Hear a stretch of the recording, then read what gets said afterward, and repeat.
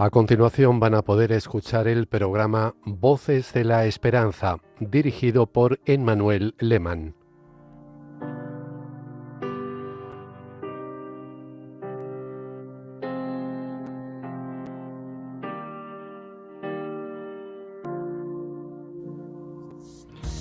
Muy buenas noches a todos. Les habla Emmanuel Lehmann desde los estudios centrales de Radio María en Madrid. Bienvenidos a una nueva entrega de Voces de la Esperanza.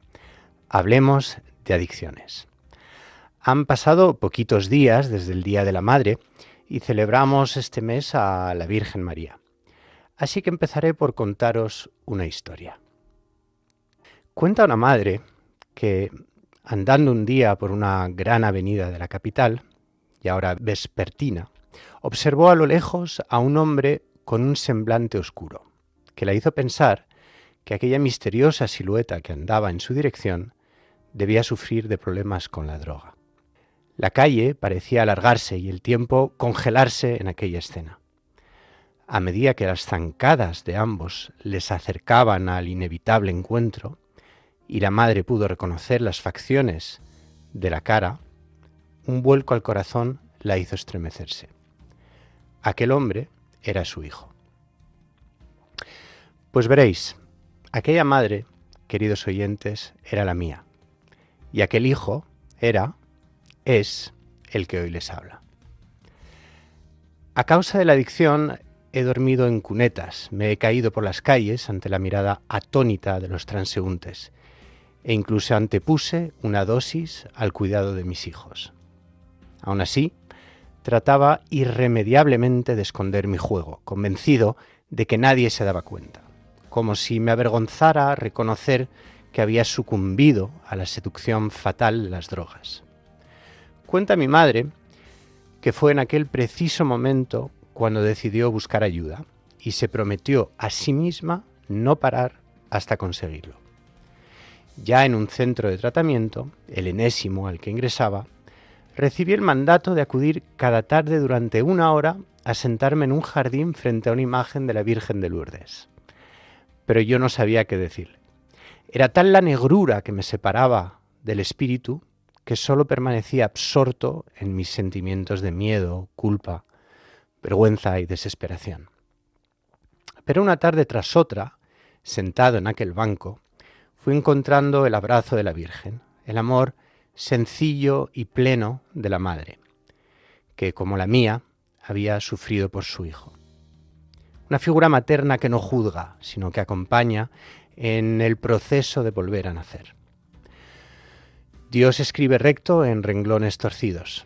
Resulta irónico que un centro de desintoxicación se convertiría en un encuentro místico. Pero como dice aquel versículo tan significante de Ezequiel, os daré un corazón nuevo y pondré un espíritu nuevo dentro de vosotros. Quitaré de vuestra carne el corazón de piedra y os daré un corazón de carne.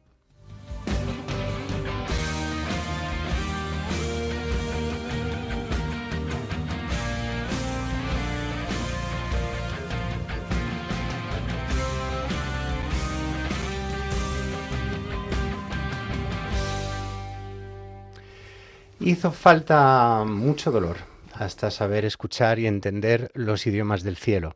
También intervinieron muchas personas en mi proceso de recuperación, no solo mi madre. Y una de esas personas está sentada frente a mí. Ella es Marlene Méndez. Buenas noches. Ha pasado cerca de una década de aquel entonces. Wow, buenas noches Manu, buenas noches a todos.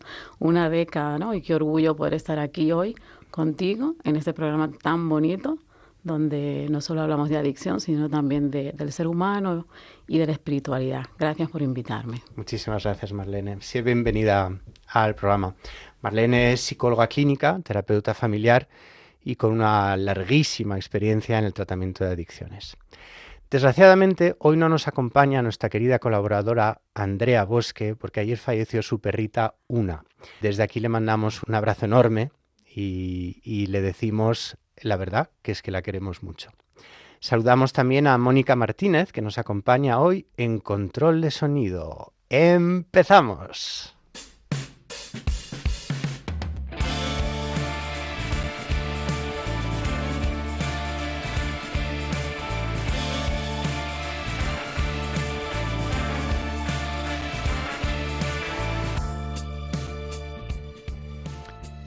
Marlene, sin más dilación, ¿la psicología y tu experiencia profesional logra explicar cómo surgen las adicciones?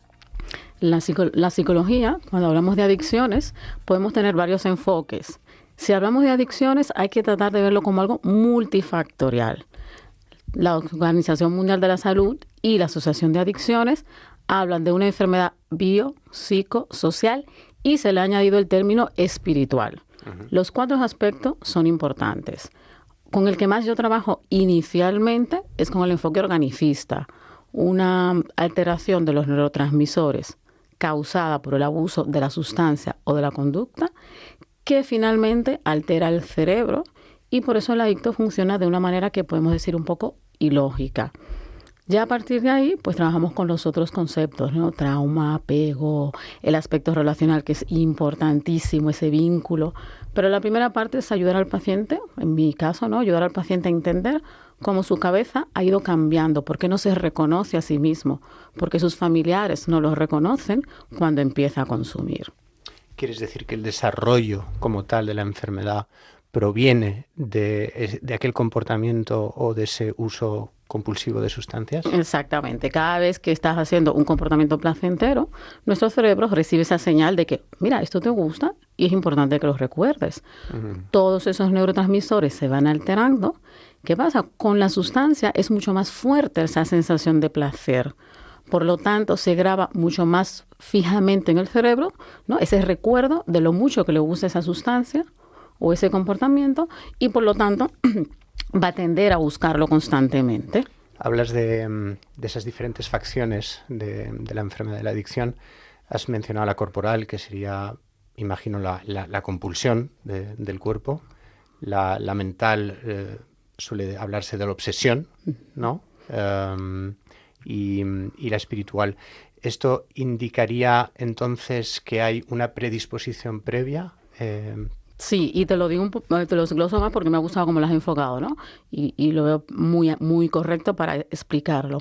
La parte biológica de la adicción, esos son esos neurotransmisores que se alteran por el abuso de la sustancia o por la repetición de una conducta compulsiva, que actúan todas sobre el centro del placer. La parte psicológica son traumas, un apego inseguro, la parte del vínculo no sano, la social. La parte social también influye mucho en la enfermedad de la adicción. Cada vez los jóvenes reciben una mayor presión de grupo, cada vez empiezan en edades más tempranas, cada vez tienen más fácil acceso a las sustancias o a comportamientos compulsivos y, por lo tanto, la parte social influye. Y finalmente esa parte espiritual, ¿no? Ese vacío que reportan muchos adictos desde edades tempranas, incluso identifican antes de empezar a consumir. Entonces, sí se habla de y se ha estudiado una predisposición genética. Hijos de adictos o de pacientes psiquiátricos tienen mayor posibilidad, tienen una predisposición a desarrollar la enfermedad de la adicción, ¿no? En Estados Unidos se trabaja mucho con una labor de prevención con los hijos de adictos. Y aquí existen también, está la TIN para jóvenes hijos de adictos, precisamente para tratar de retrasar lo más posible el contacto con la sustancia y para que estén más trabajados emocionalmente para reducir el factor de riesgo. La TIN, para nuestros oyentes, es como una facción, creo, para adolescentes de Alcohólicos Anónimos, ¿verdad? Exactamente, todos hijos de adictos. Verás, Marlene, nos llegan muchísimos correos, gracias a Dios, y tratamos de orientar a las personas que nos escriben, pero lo cierto es que especialmente familiares desesperados que van absolutamente a ciegas, ¿no? Más aún cuando el familiar enfermo rechaza la ayuda. También, por otro lado, la experiencia que nos dejan aquí nuestros invitados señalan que la adicción es una enfermedad familiar, sistémica. Has comentado ahora que muchas veces los que son hijos, por ejemplo, de adictos, ¿no? Pero este concepto sistémico de la enfermedad me interesa, que indicaría que todo el sistema alrededor del adicto está enfermo. ¿Podrías explicarnos por qué la adicción a veces funciona como un síntoma de una dinámica familiar que necesita sanar en su conjunto? Sí, te comento. La podéis buscar por internet. Hay un artículo muy gráfico. Se llama El alcoholismo en 3 actos. habla sobre cómo el sistema familiar precisamente va favoreciendo con ciertas dinámicas, va favoreciendo que se mantenga el consumo. Ojo, no significa que lo cause. Y eso lo trabajamos mucho. El familiar ni causa, ni controla, ni cura la adicción. Ajá. Ahora bien, sí hay ciertas dinámicas que van influyendo en que se mantenga el consumo activo. Cuando el paciente consume, todos de una u otra forma giran alrededor de ese familiar tratando de ayudarlo. Y es la reacción inicial previa, es lo que esperamos previamente y los familiares tienen que pasar por eso. Yo entiendo, que los familiares tienen y los acompaño a pasar por ese proceso. Tenemos que intentar ayudarlo, qué puede hacer, tratan de rescatarlo, tratan de aliviarle las consecuencias. Ahora, lo importante es que llegue un punto en que se den cuenta que esos comportamientos no ayudan, sino que al contrario, contribuyen a fomentar el problema del consumo. La adicción se puede convertir en un síntoma porque en algunos casos pues puede distraer el paciente con problema de adicción, pues puede distraer a la familia. Una familia que tenga un nido vacío, la etapa del nido vacío, que ya no tienen, que tienen que mirarse a ellos mismos como pareja. Esta problemática de adicción les puede servir inconscientemente a los padres para no enfrentarse con el nido vacío, sino de seguir ocupándose de alguien y seguir manteniendo un rol de padres. Entonces, a veces este síntoma se puede convertir en algo que ayude al sistema familiar en cualquier otra dinámica. Esto me resulta muy interesante porque muchas veces estamos ante ese dilema y ahora que hablábamos, por ejemplo, de la Virgen o de la Madre o mi ejemplo que he comentado al principio, ¿hasta qué punto, no? Fíjate que hace unos pocos días, el 5 de abril, falleció Dora Carrera, no sé si has oído hablar de ella. A mí tampoco me decía mucho, ¿no? Pero Dora fue una de esas madres coraje gallegas que en los años 80 sí. fundó la asociación Érguete, Sí. que significa levántate en gallego. La de heroína. Exactamente. Uh-huh. Ella y un grupo de mujeres rompieron el estigma de la adicción, salieron de sus casas, fíjate, dejaron de llorar en la oscuridad y se plantaron en las mansiones de los narcotraficantes. No eran expertas, no tenían títulos en psicología como tú, pero tenían aquel rugido de la madre que ve al hijo desvanecerse. Ella solía decir que el miedo es grande, pero el amor es invencible. Y bueno, pues aquellas mujeres transformaron la desesperación en una red de apoyo, ¿no? Uh-huh. El dilema que yo siento a veces con estas noticias, y tú que has acompañado, imagino, a muchas madres, es decir, ¿es el amor incondicional una permanencia silenciosa y sufriente o precisamente el amor sería el que debería poner límites más estrictos aunque desgarren el alma? Sí, qué bueno que lo mencionas. En este artículo que te digo del alcoholismo en 3 actos, lo dice muy claramente, ¿no? Y es lo que hemos estudiado y lo que hemos visto también en la experiencia. Esa etapa inicial sí es importante, ¿no? Es ofrecerle la ayuda. Buscamos un centro, vamos a buscar terapia, te acompaño. Esa ayuda es importante que esté. Ahora bien, ¿qué pasa? Que si se le va ayudando al familiar sin ningún tipo de límites, se va el familiar finalmente resintiendo con el paciente. Claro, porque mira todo lo que yo hago por ti y tú no te das cuenta y tú no lo agradeces. El familiar espera una lógica de parte del paciente que el paciente no puede tener porque es lo que llamamos un cerebro secuestrado. Uh-huh. El familiar tiene que empezar a darse cuenta, pero es un proceso que tiene que vivir. Yo se lo puedo explicar. Claro. Otros familiares se lo pueden explicar, pero ese proceso tiene que vivirlo el familiar, ¿no? El darse cuenta que cada vez queda menos de ese hijo, de ese esposo, de esa hermana que tenía y empezar a retirarse. Porque si no, finalmente, el familiar se convierte también en parte del problema. Uh-huh. Trata de ayudarlo, evita que que asuma sus consecuencias, empieza a entrar en una sobreprotección, el familiar se empieza a sentir víctima porque no tiene lo que esperaba y finalmente el familiar se convierte en una cronificación del problema. Por eso ese amor incondicional, Manu, tratamos de cambiarlo por un amor duro. Ajá. ¿Vale? Cuando los niños son pequeños, ¿no? Pues lo dejamos que se caigan, que se levanten por sí solos y creemos en que ellos lo pueden hacer. Muy Y bueno. nos quedamos aquí porque creemos en que lo podemos hacer. Entonces, desde ahí yo creo que tú lo tienes que hacer, yo creo que te toca a ti hacerlo, porque las veces que yo lo he intentado finalmente no ha funcionado. Entonces, con dolor del alma, porque como padre, yo soy madre también, ¿no? Pues nos duele, y claro que nos duele, porque va en contra de nuestra natura como madre o como padre, pero es el esfuerzo más grande que podemos hacer, dejarlos. Yo a los padres que son católicos siempre le pongo el ejemplo de Dios, ¿no? Como dejó a su hijo, y su hijo dijo, Padre, ¿por qué me has abandonado? Pero era para que encontrara su camino, era para que pudiera resucitar, era para que pudiera, ¿no? Y ya otros fines más religiosos, pero sí encontrar su camino. Igual es con ese familiar que está afectado por la enfermedad de la adicción. Tenemos que dejarlo que se haga cargo de su solución. ¿Vale? Si ya está en un centro, pues le apoyamos, pero dentro de un proceso de recuperación. La verdad es que me has puesto la piel de gallina. Has mencionado a los niños. Desde un punto de vista psicológico, ¿qué les sucede a unos niños que crecen en entornos de adicciones? Los niños entran en la dinámica y cada uno va asumiendo un rol. Algunos de ellos asumen el rol de héroe, Ajá. donde empieza a rescatar a los padres, ¿no? Saben que se van a pelear y trata de que no lo llegue. O sea, usurpa, digamos, una posición dentro de la familia que no le corresponde. Exactamente, empieza a asumir una responsabilidad que no le tocaba. Y tienes aquí, en uno de los programas, vino una chica, Cristina, que habló cómo ella se hizo cargo de cuidar a sus padres, ¿no? Y cómo inconscientemente después repitió el patrón. A veces sabemos dónde no queremos ir y no nos damos cuenta, no definimos a dónde sí queremos ir, ¿no? Vamos rechazando e inconscientemente se repite el patrón.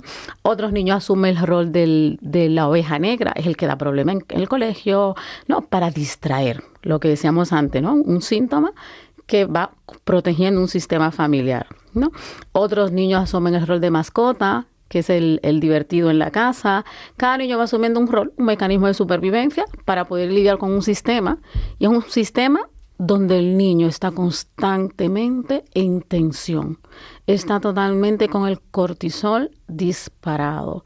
La casa se convierte, o deja de ser, ¿no? Lo que debería ser un espacio seguro para recargarse emocionalmente. La casa se convierte en un lugar donde drena. El niño está drenado emocionalmente, ¿no? Y así ocurre un montón de circunstancias. El niño puede experimentar vergüenza, no quiere llevar a los amigos porque los padres, el papá o la mamá van a estar bajo efecto de sustancias, va a haber discusiones, la casa puede estar deteriorada. Entonces, toda su vida empieza a condicionarse por esa enfermedad activa, por esa adicción activa de uno de sus padres y le va condicionando para su vida futura también, obviamente. He estado investigando un poquito sobre cómo responde la ley ante casos de estos. Ya.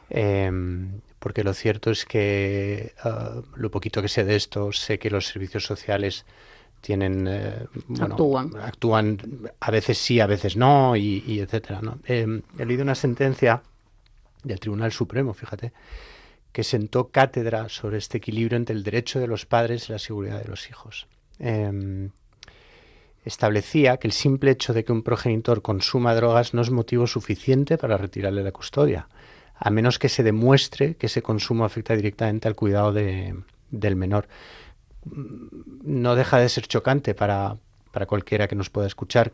¿Qué opinión te merece este criterio? A ver, en teoría, los servicios sociales deben de intervenir y evaluar realmente qué peligro, no solamente físico, sino emocional, está recibiendo el menor. Yo he visto casos en consulta donde ambos padres han estado bajo efecto de sustancias y me recuerdo como ahora una jovencita ya 23, 24 que me decía, mira Marlene, ojalá cuando Servicio Social intervino, cuando yo tenía 12 años, me hubieran llevado a otro sitio.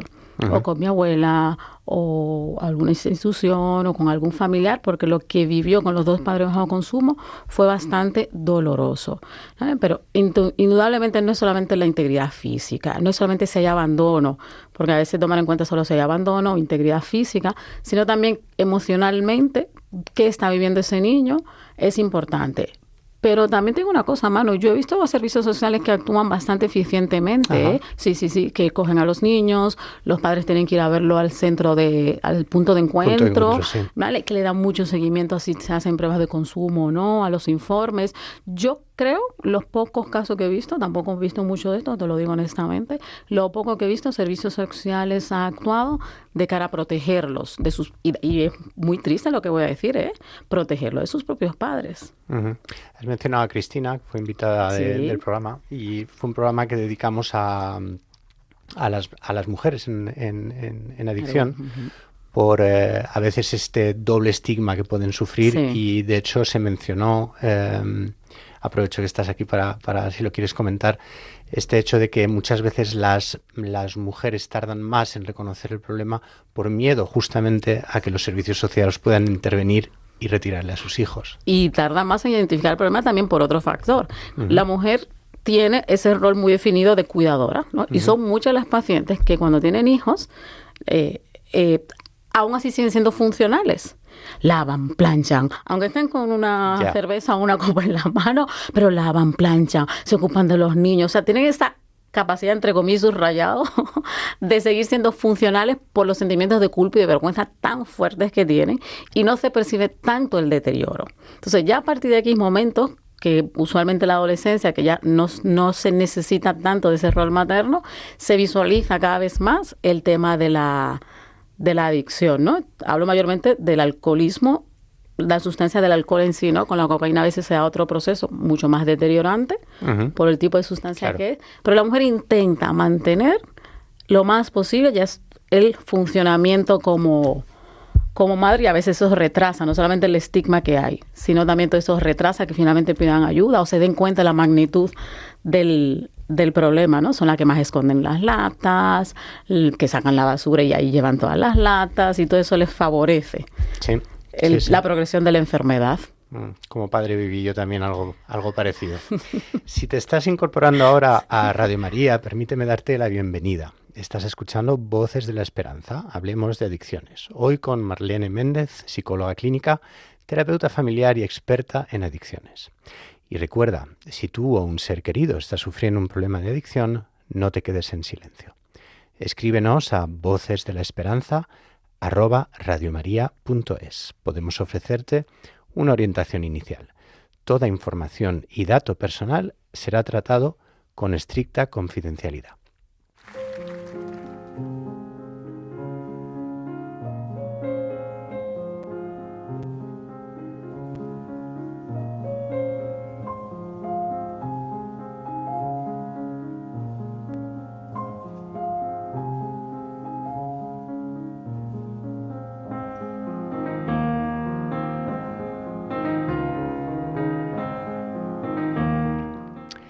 Se dice, Marlene, que muchas madres de adictos terminan, de hecho, con los dedos desgastados, no por el trabajo, sino por las cuentas del rosario. En tu amplísima trayectoria habrás visto muchos pacientes sucumbir una y otra vez al terror de las drogas e incluso fallecer a causa de ellas. Yo mismo he perdido a grandes amigos. ¿Cómo puede una terapeuta disociarse de una enfermedad que es crónica y mortal? A ver, cuando tú dices disociarse, me imagino que te refieres a no llevarlo al terreno personal. Vale, perfecto. Porque la disociación implica una desconexión, pero en recuperación, en terapia, ¿no? Precisamente el estar en contacto conmigo misma, poder identificar los sentimientos que tengo con un paciente, con una historia, poder devolvérselo, es parte del proceso de ayuda. Ahora bien, al salir de ahí, pues sí es importante que pero no solamente en adicciones, sino en cualquier área terapéutica, no llevemos los problemas encima. Sí, hay momentos que uno se los lleva. Yo soy del tipo de terapeuta que está en contacto con los pacientes, pero lo que yo he tenido dos grandes aprendizajes, ¿no? El primer aprendizaje que en esa área fue el darme cuenta de lo que ya hemos hablado, ¿no? Que en adicciones no es ayudar, sino poner límites desde el amor, desde el vínculo seguro, desde el me preocupo por ti, el sabérselo transmitir al paciente, me preocupo por ti, y desde ahí entiendo que esto y esto sabiendo que finalmente pues el paciente tomará su decisión.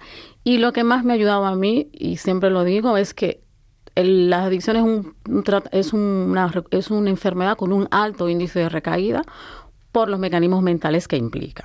Entonces, yo me he aprendido a quedar con los 2 o 3 que se mantienen en recuperación y que su vida es totalmente diferente, y no quedarme en los 7, 8 o 6 que están de recaída y recaída, ¿no?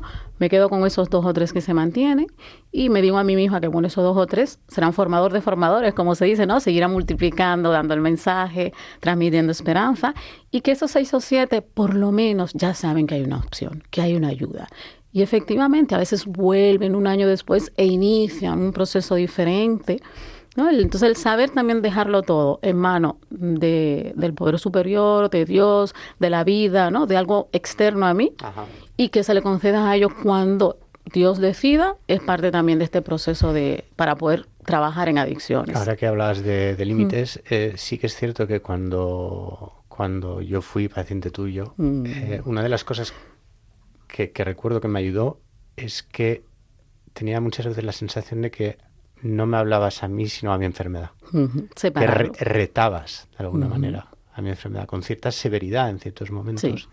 Y eso, de alguna manera, me ayudó a poder discernir entre la capa, palabra que usabas, enferma de, digamos, la máscara, ¿no? Sí, la máscara que llevaba yo, y ser capaz de poder poco a poco, digamos, quitando las capas de esa cebolla hasta convertirme, decía un invitado, la persona a la que estaba llamada a ser, ¿no? Exactamente, eso es importante, las máscaras. Y lo cierto es que en ese aspecto yo creo que la parte de la empatía y del cariño, esa es algo que recibía más a lo mejor en los grupos de ayuda mutua, donde hay no profesionalizados, donde había un mayor sistema de identificación, ¿no? Y sobre este tema, yo sé, me consta que eres una firme defensora de los grupos de ayuda mutua basados en los 12 pasos, como lo son Alcohólicos Anónimos, Narcóticos Anónimos. ¿Qué son estos grupos, para quienes no lo conozcan, y qué es lo que según tú aportan a una persona que quiere recuperarse? Te cuento. Y antes quiero comentar algo de lo que has dicho, que me parece importante, no solamente con un paciente en adicción, sino también, yo esto se lo sugiero también a las madres con los hijos, ¿no? Que separemos a la persona del comportamiento. No es que eres un egoísta, no es que eres un manipulador, es que cuando tú haces esto, yo me siento manipulada. Cuando tú haces esto, yo me siento decepcionada, ¿no? Lo importante que es que separemos a la persona de determinados comportamientos para también al mismo tiempo ir fomentando su autoestima y no generalizar.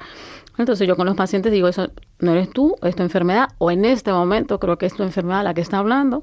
Párate, reflexiona y dime tú realmente qué quieres hacer, ¿no? Y para que también aprendan a internalizar qué quieren ellos y no vayan tomando decisiones por impulsividad o por los mecanismos de defensas que ya están instaurados en el paciente. Los grupos de 12 pasos, mira, para mí, yo cuando empecé a trabajar, yo soy dominicana, volví a República Dominicana, venía de Comillas, de un sistema de terapia familiar. ¿Qué es Comillas? De la Universidad de Comillas. Sí, de la Universidad de Comillas. Y ahí hablamos de que la adicción es un síntoma de un sistema familiar que no está funcionando. Bueno, pues cuando llegué a trabajar en este centro, mi jefa lo primero que me dio fue el libro azul, que es el libro de Alcohólicos Anónimos, y me dice, Marlene, cuando tú no sepas qué hacer, pídele a tu poder superior que te orientes. Y yo en mi cabeza, pero vamos a ver, yo tengo 2 máster y ahora tengo que pensar que tengo que pasar mi intervención por un poder superior. Yo era muy jovencita, tenía 25 años, no lo podía entender, pero con los años lo he ido entendiendo, lo he ido asimilando e incluso lo he ido agradeciendo a nivel general. Los grupos de 12 pasos te dan esto, te dan el empezar a creer en un poder superior.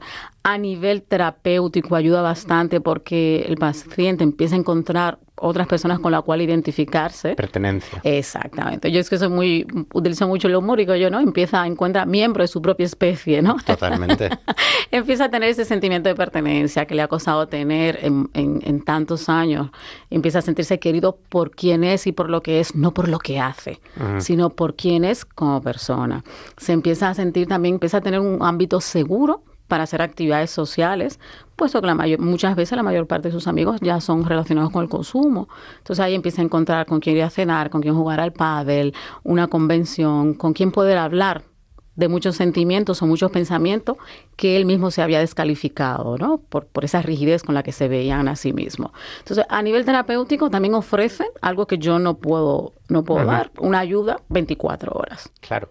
Una vez que el alta clínica, por así decirlo, ha sido dada, esto es una continuidad. Claro, ¿no? y si en 3 meses limpio y tienen un deseo de consumo a las 11 de la noche, yo no soy la persona que le va a dar ese apoyo. Claro. Pero si tiene un compañero, tiene un padrino, tiene un amigo de confianza de los grupos que siempre le van a coger el teléfono. Entonces tiene una red de apoyo que es una intervención que yo no es mi labor terapéutica, ¿no? Y porque tenemos unos límites. Y lo más importante, esto es una enfermedad que es para toda la vida. Un proceso terapéutico, pues tiene que ir progresivamente desvinculándose, ¿no? Y desapegándose porque es la sanidad. Pero Alcohólicos Anónimos y Narcóticos Anónimos, todos los grupos de ayuda mutua, le favorecen el seguir vinculado a la recuperación a largo plazo. Entonces, para mí es una herramienta por todas las áreas importantísima. Tomamos buena nota. Y ahora, ¿qué tal un poco de música? Hoy la obra O Mater Semper Alma y su autor Henryk Mikolaj Górecki, uno de los pilares más importantes de la música sacra contemporánea. La evolución artística de Górecki, que murió en el 2010, es fascinante. Comenzó en la vanguardia más radical y disonante, pero su fe católica y el contexto político de la Polonia comunista lo llevaron hacia un estilo mucho más introspectivo y espiritual. El título se traduce como «Oh Madre siempre protectora». La figura de la Virgen María es central en la identidad polaca. La letra dice «O Mater siempre alma, ora pro nobis». Escuchamos.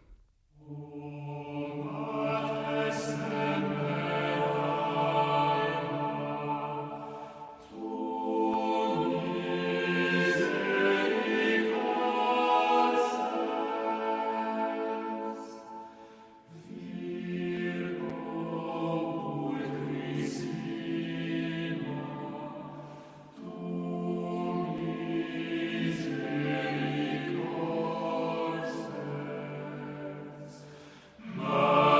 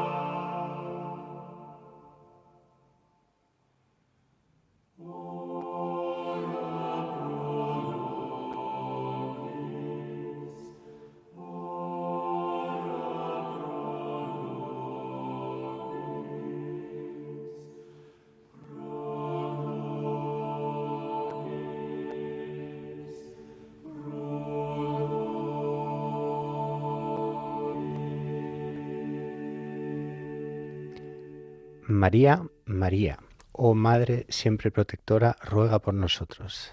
Esta ha sido la letra, compuesta en 1986 por el polaco Henryk Mikołaj Górecki, un ejemplo perfecto de la devoción mariana. ¿Sabías que tu ayuda sostiene la voz de la Virgen en el mundo? En esta maratón, que comienza el lunes, cada aportación cuenta para seguir escuchando programas como este y fundar nuevas emisoras en África, Asia y América. Escuchamos un mensaje. El Papa nos explicaba el día de Pascua que esta es una victoria de la vida sobre la muerte, de la luz sobre las tinieblas, del amor sobre el odio. Una victoria que ha tenido un precio altísimo. Cristo, el Hijo del Dios vivo, tuvo que morir en una cruz tras ser escarnecido y torturado y derramado toda su sangre. Después, Jesús resucitado envió a sus apóstoles en misión y ahora, a través de su vicario, nos invita a alzar la mirada hacia los campos que esperan su palabra y nos anima a llevar con nuestra vida la alegría de la resurrección, para que allí donde aún se cierne el espectro de la muerte, pueda resplandecer la luz de la vida.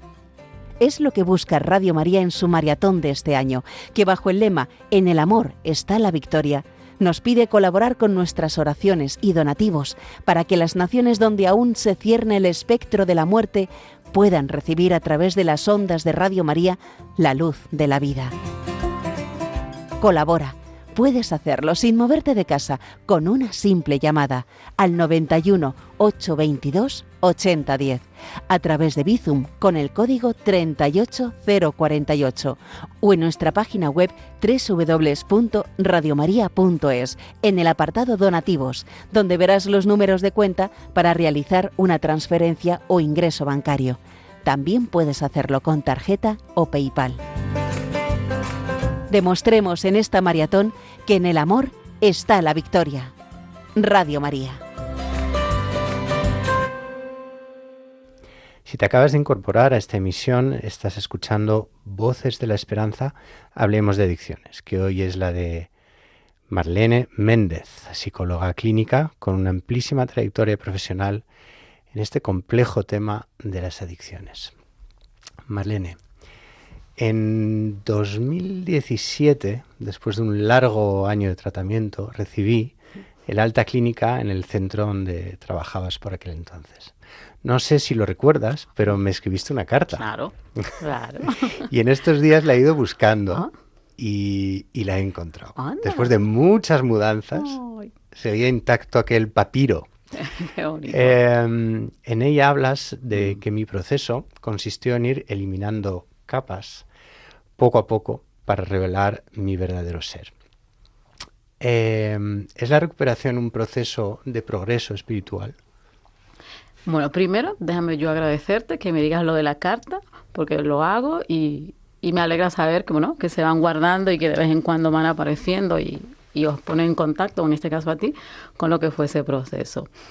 Sí, la recuperación es parte de un progreso espiritual. Cuando hablamos de adicciones, hablamos precisamente de una anestesia emocional. Hablamos de una alma que se ha enfermado, ¿no? Que todo lo que verdaderamente, siempre le hago ese ejercicio terapéutico al paciente, ¿no? Que recuerden lo que querían cuando tenían 5, 6 años, 7 años. ¿Quiénes querían ser? ¿Qué ese niño interior? ¿Qué quería ese niño interior? ¿Y dónde están el día de hoy? Entonces, hacemos ese trabajo de volver un poco a poco desde el alma a recuperar la esencia de quienes realmente quieren ser como persona, como ser humano, como padre. Algunos pacientes incluso no saben ser padre, hacen lo que saben que tienen que hacer, pero no sienten el ser padre, porque todas esas emociones han sido ya anestesiadas, distorsionadas por el abuso de la sustancia y todos los comportamientos adictivos o la personalidad adictiva. Entonces, parte de esa recuperación es sanar ese vacío interior. Parte de esa recuperación, esa sobriedad emocional, es definir quiénes quieren ser como personas, recuperar vínculos. Y para todo eso la parte espiritual es muy, muy importante, ¿no? Desde el trabajo como yo lo enfoco para poder sobrellevar y aprender a vivir sin anestesiarse con sustancia o comportamiento. Esa parte espiritual, que hay algo por encima, lo que cada quien quiera, ¿no? Como puede ser la foto de su abuela, como puede ser un libro muy espiritual que le aporte, pero algo que le ayude a encontrar soluciones en los momentos que se sienta vacío, bloqueado, triste o solo, ¿no? Y por ahí sigo trabajando. Fíjate que esto ya como anécdota, la carta la tengo junto a otros tesoros de recuperación. Entre ellos, fíjate, la primera fichita del primer piso que tuve con mis hijos, Ay, sí. donde pone nuestro nombre. Tú sabes, porque para mí me pareció un enorme logro, ¿no? Sí, es que fue importante. Y sí, comentas este vacío espiritual. Yo recuerdo que al principio tuve que mirar en el diccionario lo que significaba espiritualidad. Sí. Y me acuerdo que ponía el cuidado del espíritu. Y me pareció una muy buena manera donde empezar. Comprendí que, por ejemplo, optando por decir la verdad en vez de mentir, ahí estoy cuidando ya de mi espíritu. Optando por ser generoso en vez de quedármelo para mí, ya estoy cuidando de mi espíritu, ¿no? Y cuando eres humilde.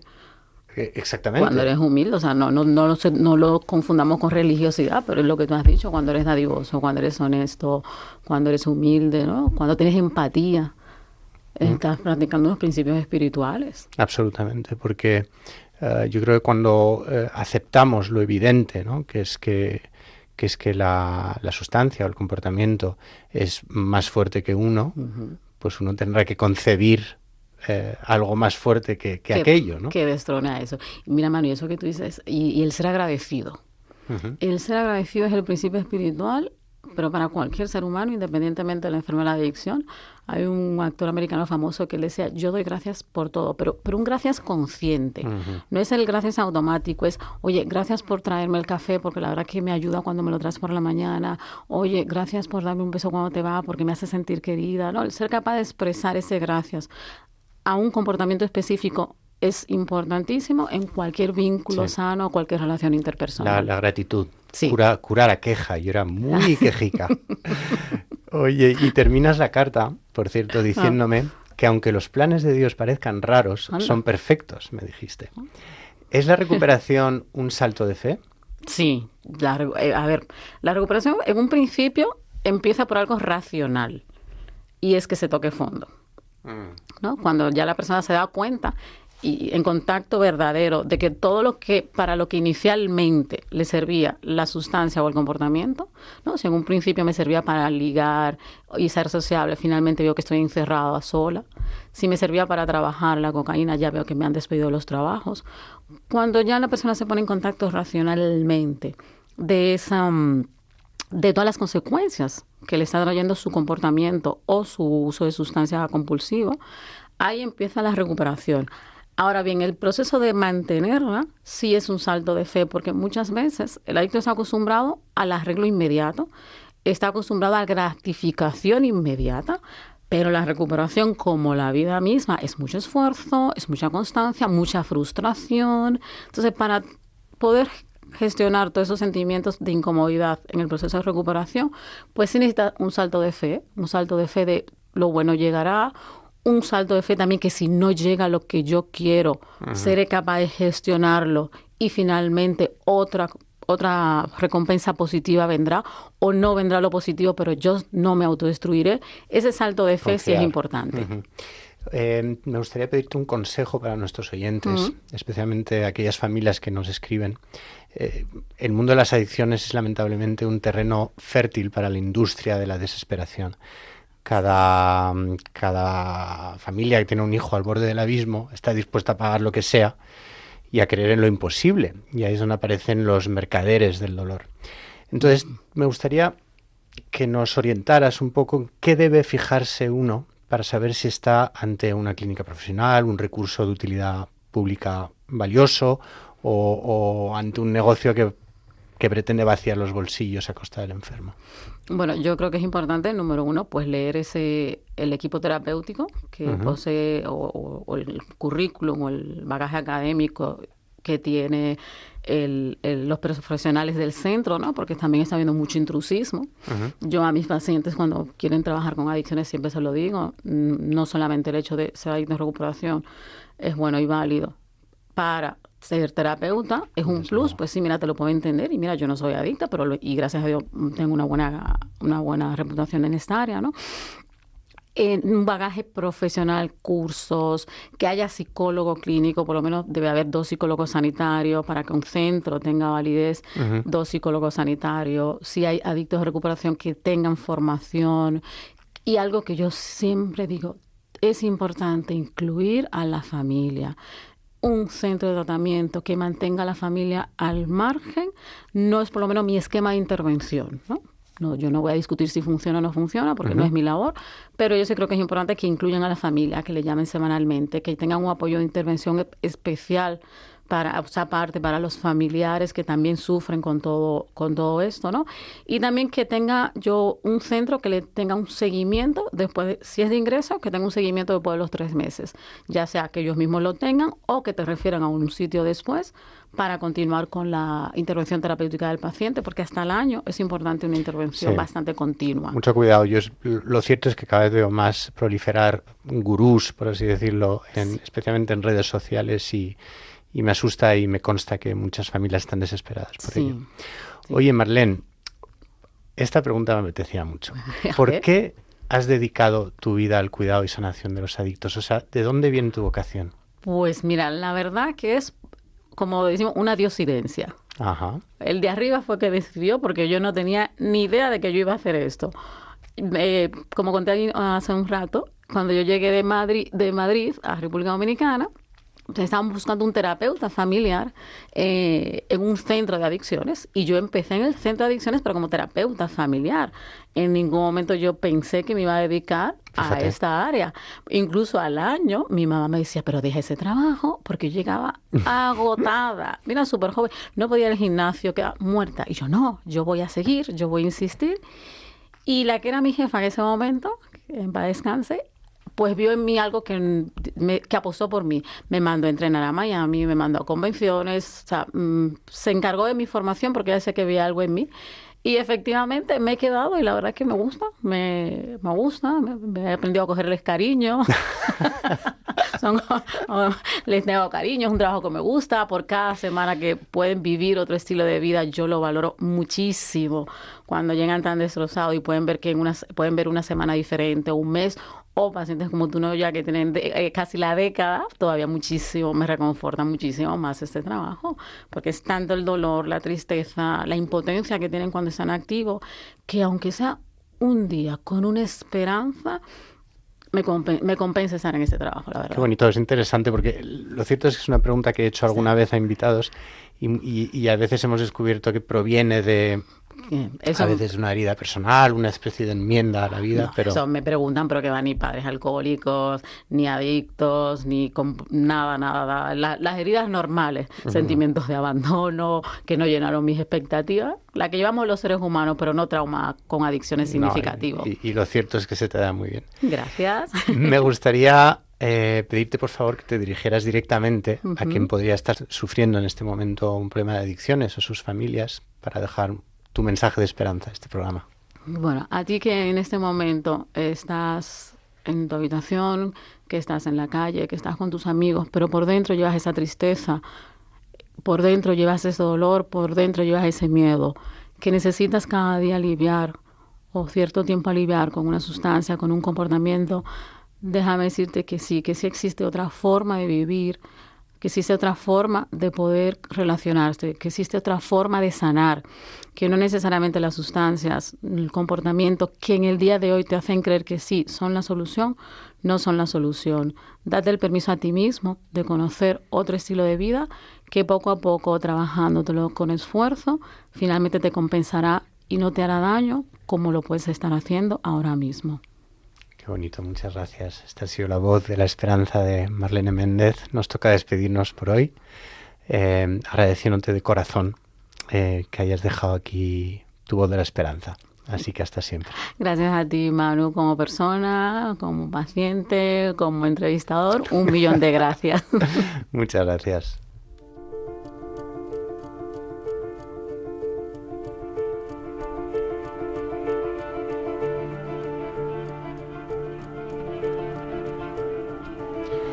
En sus intenciones de oración para el año 2026, la Conferencia Episcopal ha marcado el mes de mayo en favor de las madres, especialmente las que afrontan la maternidad en situaciones difíciles. Por ello terminamos el programa de hoy uniéndonos en la oración del Magnificat por las madres de las personas que actualmente sufren de adicción. El nombre, por cierto, proviene de la primera palabra del texto en su versión original en latín. Magnificat anima mea Dominum, engrandece mi alma al Señor. Tras el saludo de Isabel, María estalla y reconoce que las promesas de Dios a Abraham se están cumpliendo en ella. Proclama mi alma la grandeza del Señor. Se alegra mi espíritu en Dios, mi Salvador, porque ha mirado la humildad de su esclava. Desde ahora me felicitarán todas las generaciones, porque el Poderoso ha hecho obras grandes en mí. Su nombre es santo y su misericordia llega a sus fieles de generación en generación. Él hace proezas con su brazo, dispersa a los soberbios de corazón, derriba del trono a los poderosos y enaltece a los humildes. A los hambrientos los colma de bienes, y a los ricos los despide vacíos. Auxilia a Israel, su siervo, acordándose de la misericordia, como lo había prometido a nuestros padres, en favor de Abraham y su descendencia por siempre. Gloria al Padre, y al Hijo, y al Espíritu Santo, como era en el principio, ahora y siempre, por los siglos de los siglos. Amén.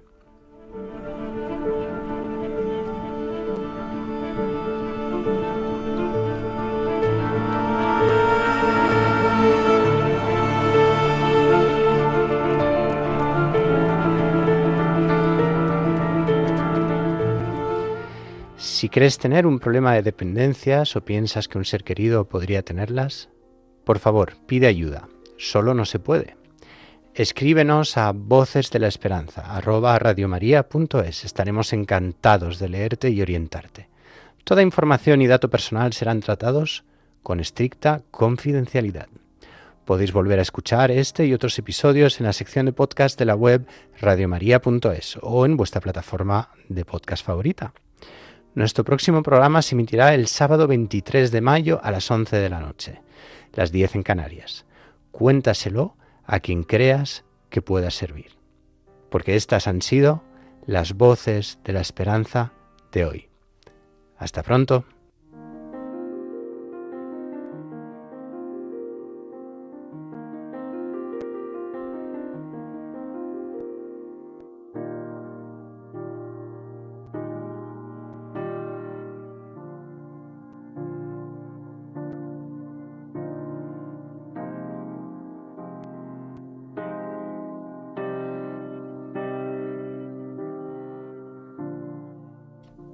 Así termina Voces de la Esperanza, un programa que ha dirigido Emmanuel Lehmann.